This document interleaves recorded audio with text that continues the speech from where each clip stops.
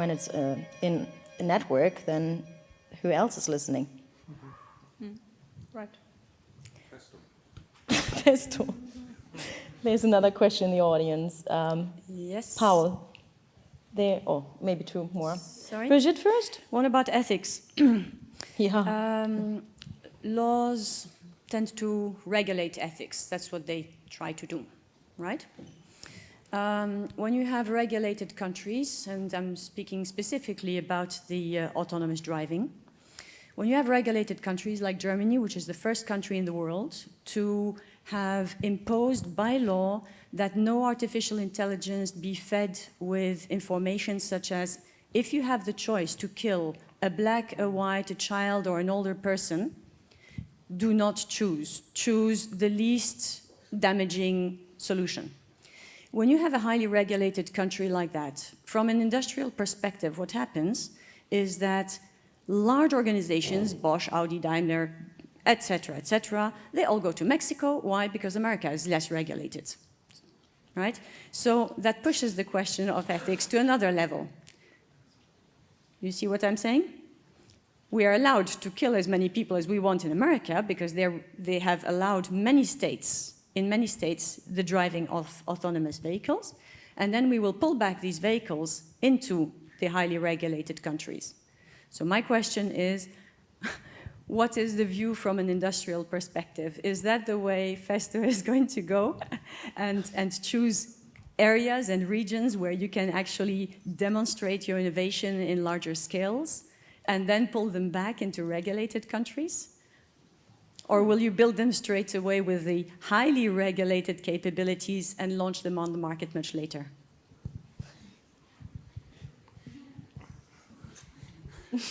I don't think that's the case, actually. How can I say? I'm not the boss of the company, but what I can say is, as far as I know, Festo tries to help people to make machines more productive on the one hand, but also better to work with, to make them safe. So we don't want to be evil. The regulations in Germany are really high. This is also our biggest market right now. We are still most strong in Europe. But for sure, we have other markets in Asia as well. And up to now, all our technology is by far not what you have mentioned in a way discussing if they would hurt someone or not, or actually judge what is more worthy than other things. So this is up to now absolutely not a topic for us. This is the only thing I can say right now, sorry. It's good that you are not in politics. Paul, your question. Could just, instead of asking a question, I could just answer, offer an answer to the consciousness intelligence question before. Basically from the framework that I didn't present because I played this short movie, sorry. You could answer with Max Tegmark, or the MIT physicist, who takes the broadest definitions, that intelligence is the ability to pursue complex goals, full stop. So intelligence is super broad. And consciousness is the uncertainty about the next time step in which you take a decision. So consciousness is basically just independence, free will, whatever. Of course, there are huge bodies of literature in all of these fields, but from a physicist perspective, you can simplify all this complexity and then just say consciousness therefore becomes just a question of scaling up. So as soon as you add more computing power, the machine learning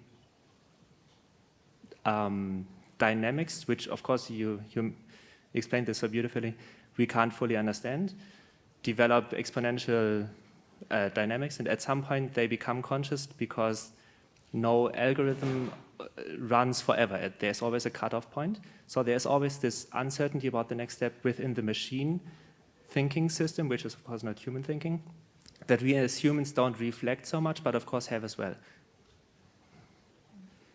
And Thank you. your answer, of course, was also very nice, as far as I understood it. But I think this was intelligence, not consciousness, in this super broad definition. Okay. Well, I think the most important point for me at this point was to say, call it consciousness, call it intelligence, call it emotions, or call it a kind of human unique characteristic. And I think what I wanted to say is that people emulate a lot of characteristics, like, for example, emotion. And because for us, we are not really aware that this is a really complex process, a complex biological process going on. Because for us, it's a very spontaneous reaction on events. And for this reason, we project this, for us, very easy and spontaneous reaction also on machines. And I just wanted to make clear that I think this spontaneous reaction is a lot of more, and this is never shown by machines. Yeah, thank you. I want to conclude for the last minute to the address. You had the cobot that was helping dementia patients, where we really see how this is helping. It looks like a cute puppet, and people relate to that, maybe because they are also lonely. Elias, can you also see that some of your robots could help in this in a therapeutic way in the medical applications? Yes, actually, we got a lot of requests regarding the exoskeleton hand in this case, because you can use it, especially in combination with a brain-computer interface. If you suffer from a stroke, then you can use to train it. So we thought quite a lot about it, and also handed over some patents and concepts actually to others that hopefully still work on it in the University of Tübingen. But I'm not into this project anymore. But that means that you would use this robot arm or leg or whatever to help rehabilitation, so that the arm or leg can move much faster to stimulate the brain or the muscle memory, I guess. Yeah. So in principle, if you suffer from a stroke, then actually you lost your connection between hardware and motor cortex, actually, the arm and motor cortex. And, and you are technology. Actually, you can connect it using technology, using a brain-computer interface and an exoskeleton hand.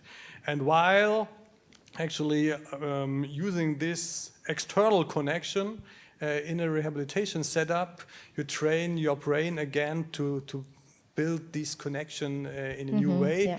And then after a while, you can get rid of the exoskeleton and the brain-computer interface again, and you are able to control your own extremities again yourself. So this is the idea, and yes, then there are some doctors at the university in Tübingen that work on this, and we supported them some years ago, and sometimes we still do, but not really, because this is not our core competence and not our business. Yeah. Okay. Thank you so much to the panel. Thank you for your time. Thank you for your questions. Please give a round of applause for our panelists.